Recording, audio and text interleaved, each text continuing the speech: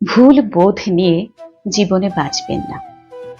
আমি হেরে গেলাম, আমি ঠকে গেলাম, মানুষ চিনতে ভুল করলাম, ভালোবেসে নিঃস্ব হয়ে গেলাম, জীবনে কিছুই পেলাম না, এমন বোধকে কখনোই প্রশ্রয় দেবেন না।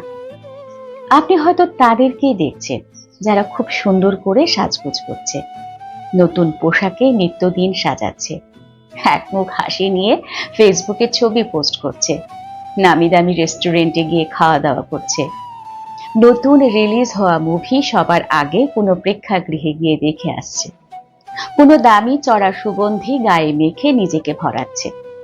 আর আপনি মনে মনে হতাশ হচ্ছেন এই ভেবে, কেন আমার একটা এমন জীবন হলো না। আর তাতেই বাড়ছে আপনার মনে হতাশার পারদ।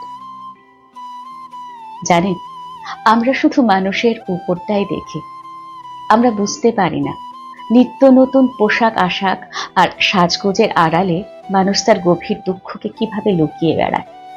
আমরা অনুভব করতেই পারি না কারো চড়া পারফিউমের গন্ধে কতটা মিশে আছে চরম বিষণ্ণতার ঘ্রাণ। আমরা টের পাই না তার নরম হাসির আড়ালে লুকিয়ে রেখেছে প্রিয়জন ছেড়ে যাওয়ার যন্ত্রণা।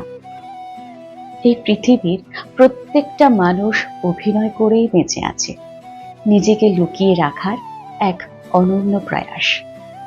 আর আপনি অন্যের সাজানো জীবন দেখে কেঁদে ভাসাচ্ছেন, হা হুতাশ করছেন, নিজেকে দোষ দিচ্ছেন। সত্যিকারের জীবন দেখবেন? চলুন তাহলে একবার শ্মশানে, চলুন একবার হসপিটালে, একটা দিন শুধু হসপিটালে ঘুরে আসুন।